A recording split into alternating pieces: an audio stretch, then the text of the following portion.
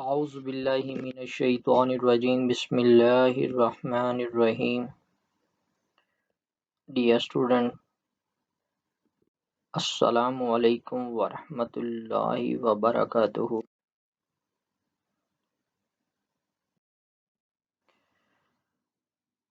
Today our fourth lecture on powder X-ray diffraction. Of course, X-ray diffraction technique. Course code is CAM 5134. The key concepts which we will discuss today are Bragg Brentano parafoxing geometry, instrument X-ray optics, which include reflection geometry and transmission geometry, foxing Debye-Scherrer geometry, and some basic principles of X-rays, which is the revision of our past lectures and also included some material which we will discuss in our next lectures.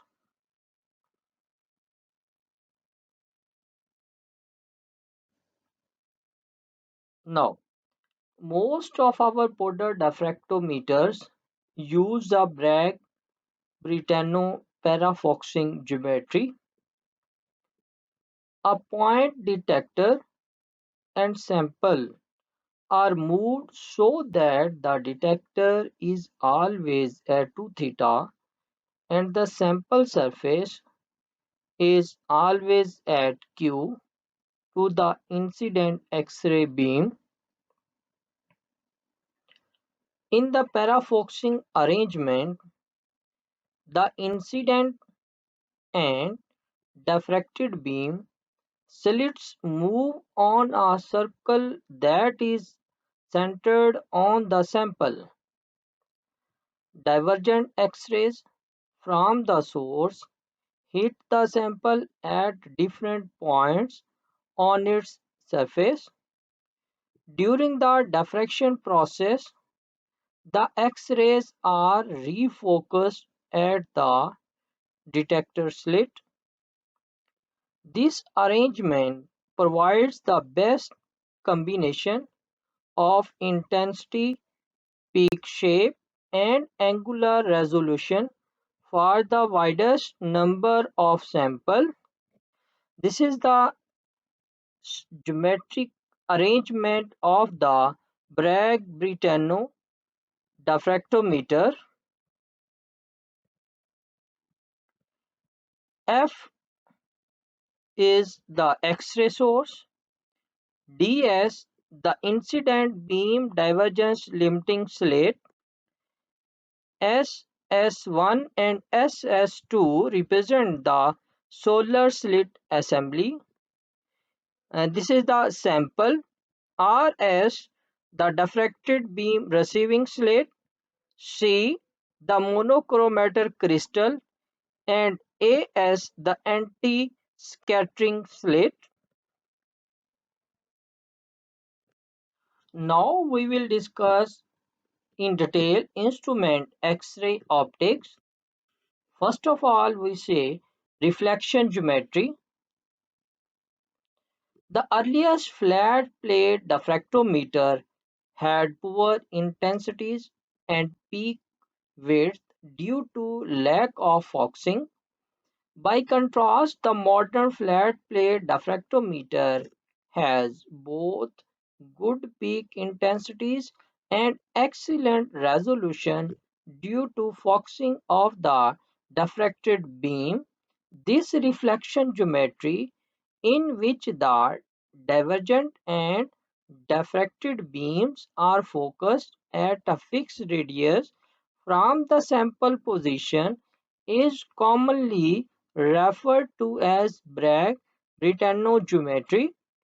With the simplest form of this setup, the anode can be fixed and the sample and detector can be rotated by theta and 2 theta respectively. A common alternative is to fix the sample, usually in the horizontal position, and to move both the source and the detector by minus theta and theta respectively. The X-ray optics for this setup is illustrated schematically in the diagram below. This is the anode, slit, divergence, filter, sample holder. Here is angle theta and here is 2 theta angle. This is detector receiving slit and this is the goniometer scale.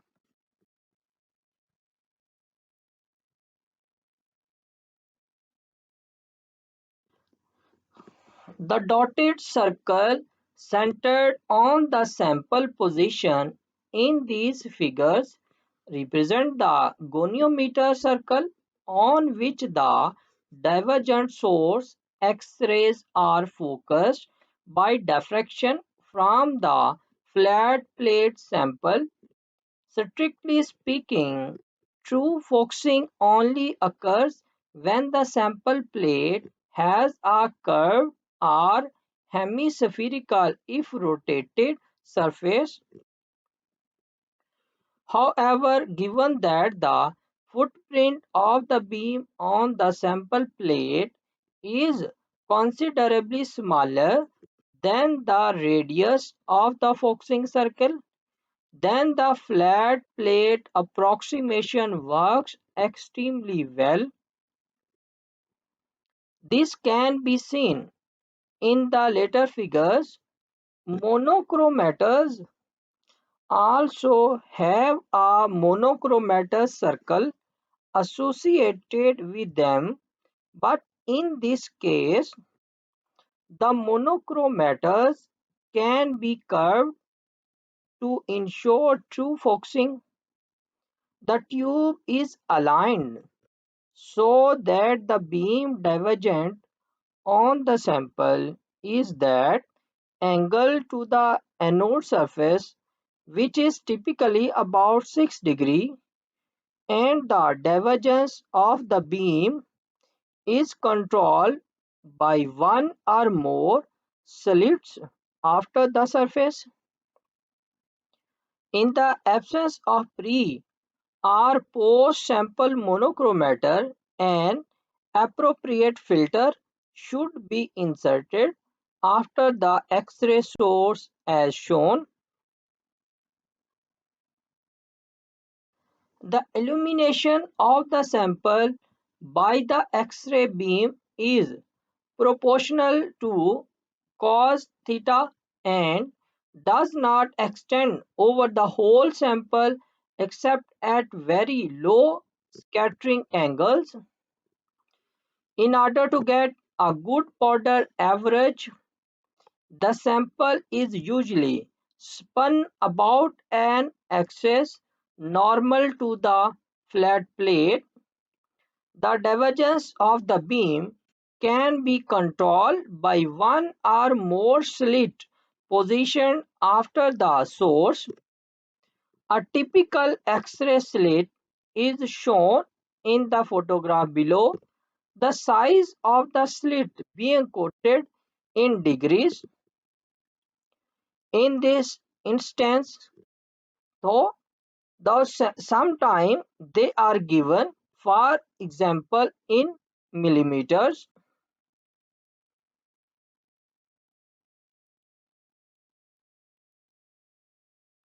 Sideways divergence of either the incident or scattered beam can be controlled using solar slit. As shown in the right hand photograph above, inserted in the X-ray beam path, these consist of a set of fine parallel foils which prevent angular divergence of the beam out of the theta over 2 theta plane. This gives a less asymmetric and narrower peak shape, especially at low scattering angle. The next diagram shows the X-ray optics when a post-sample graphite monochromator is employed. The X-ray filter is no longer used. Again, several slits may be used to control the divergence of the incident and diffracted beam. In addition, a beam catcher may be employed within the monochromator housing to prevent non-monochromated X-rays from reaching the detector. With this setup, the source is normally fixed and the monochromator moved in unison with the detector arm. The Bragg angle for the monochromator 2 theta m is a preset constant determined by the interplanar distance d of the monochromator crystal. यहाँ पे ये आपके पास वही जो पहले हमने discuss किया हुआ डायग्राम कि ये आपके पास एनोड है, ये डाइवर्जेंस स्लेट, ये एंगल आपका आ गया, यहाँ पे ये एंगल थीटा है जो सैंपल होल्डर यानी कि जहाँ पे सैंपल आपका है एक्सरेज आ रही हैं तो ये आपका थीटा, यहाँ पे ये जो आपका है ये 2 थीटा, यहाँ से डिफ्रैक्टेड रेज जो हैं वो आपके ये जो ग्रेफाइट मोनोक्रोमेटर है उसके साथ जाके टकराएंगी और यहाँ से फिर ये अगेन डिफ्रैक्ट होंगी, डिफ्रैक्ट होके किस एंगल पे 2 थीटा एम पे डिफ्रैक्ट होंगी और ये डिटेक्टर स्लिट से पास होती हुई डिटेक्टर के पास आ जाएंगी। ये आपकी रिसीविंग स्लिट यहाँ पे और ये जो है ये आपका एक गोनियोमीटर है जिसके ऊपर आपका डिटेक्टर जो है वो मूव करता है। Is it clear? An alternative experimental setup is the pre-sample monochromator shown in the final diagram below and illustrated by the two photographs on the next slide. In this setup, both the X-ray source and the monochromator are fixed and only the sample and detector rotate about the theta over 2 theta axis of the goniometer. In order to achieve separation of the K alpha 1 and K alpha 2 wavelength together with a reasonable X-ray intensity, the pre-sample monochromator is curved so that the X-rays are focused or nearly focused depending on the exact curvature used from all parts of the crystal. Here same detector, यहाँ पे आपका जो ये anode है, यहाँ पे ये जो आपकी यहाँ पे जो एक्सरेज आई आपका सिलिकॉन मोनोक्रोमेटर है, यहाँ से ये पास होके ये 2 थीटा एम पे ये डाइवर्जेंस स्लिट से पास होंगी और यहाँ से ये सैंपल होल्डर के ऊपर आई ये थीटा, ये 2 थीटा आपका आ जाएगा, यहाँ से फिर ये डिफ्रैक्ट होंगे तो ये receiving slit anti scatter slit से पास होती हुई ये आपके डिटेक्टर के पास आ जाएंगी। ये आपका जो है ये गोनियोमीटर स्केल है। Now clear? The left hand photograph shows the position of the X-ray tube housing, primary beam monochromator and theta over 2 theta goniometer with the white powder mounted in flat plate holder. The motor for spinning the sample is clearly visible just above the sample position. The right hand picture shows the position of both incident and diffracted beam slit plus the scintillation detector mounted on the 2 theta circle of the goniometer. Post-sample solar slits are mounted in the housing between the post-sample anti-scatter slit and the receiving slit of the detector.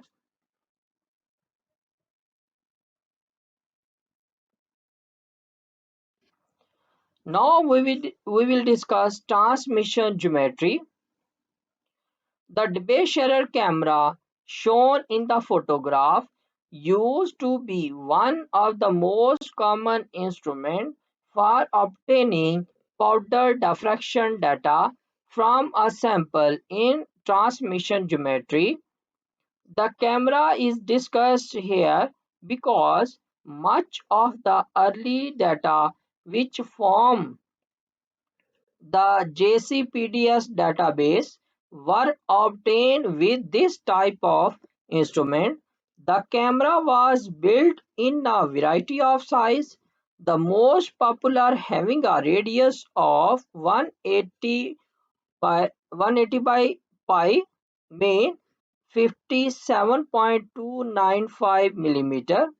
Powder diffraction patterns were collected on film which was wrapped around the inside of the camera in such a way that both the incident beam collimator and through beam collimator both pass through pre-punched holes in the film as shown below. ये यहाँ पे ये आपका ये अनडिफ्रैक्टेड beam, ये जो आपके पास circle जो है डे शेरर रिंग जो है उनको ये रिप्रेजेंट कर रहा है. The Bragg scattering angle was readily obtained since the radius was chosen so that 1 millimeter on the film correspond to 1 degree to theta. The sample was positioned at the center of the camera. A shadow of the sample in the X-ray beam could be seen on a small fluorescent screen built into the end of the through beam collimator and rotated by an external motor attached to the rear of the camera. The cameras were normally used on the spot focus side of the X-ray tube with the cylindrical incident beam collimator. Slit collimators were usually available for those occasions when the camera was used with an X-ray line source. Although the collimators cut down on air scatter, they have little focusing effect. The result is that Debye films measure relatively low resolution powder diffraction data. However, the semi-two-dimensional nature of the strip of film could be used to test for texture in the sample. In addition, the film measured the full 360 degree of scattering, thus providing reasonably accurate lattice parameters from the very high angle reflections. The cameras were normally used on filtered X-ray source, and the presence of the unresolved K-alpha wavelength significantly broadened the peak at intermediate 2 theta angles. At the highest angle, splitting of the peak due to the two wavelengths could be seen readily. Now focusing Debye geometry.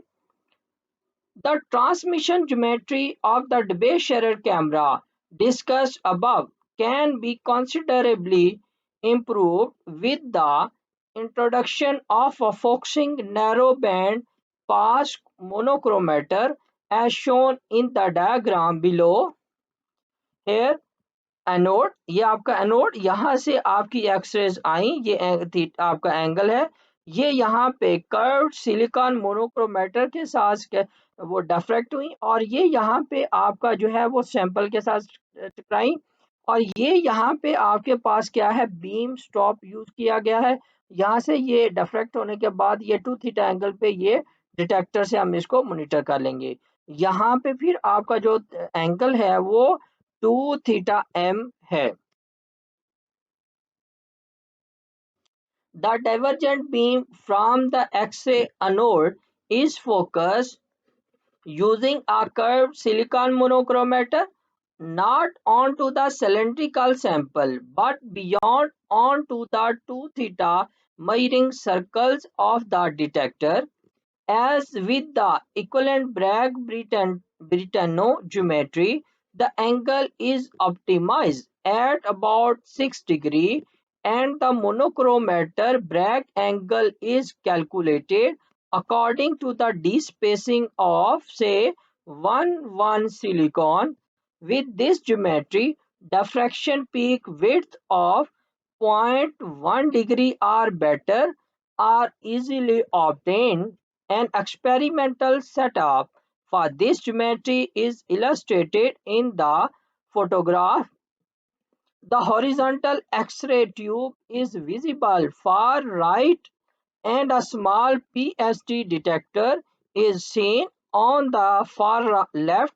The chrome shielding of the monochromator housing dominates the center right of the picture. An alternative transmission setup in which the focusing effect of a monochromator is also exploited is the Gonier camera.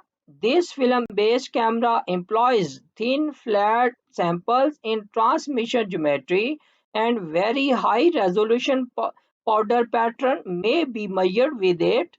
A typical film from a Gonier camera is shown below for comparison with the Debye film above. Now, a brief summary of XRD, mean what the XRD machine can do.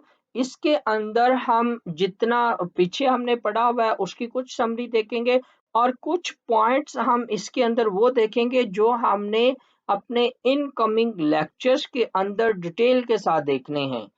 So now student, आप इसको देखें, ज़रा इस video को देखें और इसको memorise कर लें कि जो पॉइंट हमने नेक्स्ट करने और जो हम पढ़ चुके हैं उनको ज़रा आप रिवाइज कर लें।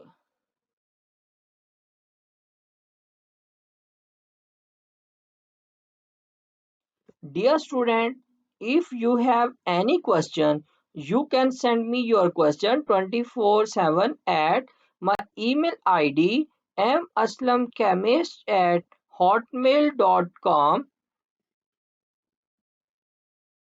Thank you so much. Allah Hafiz.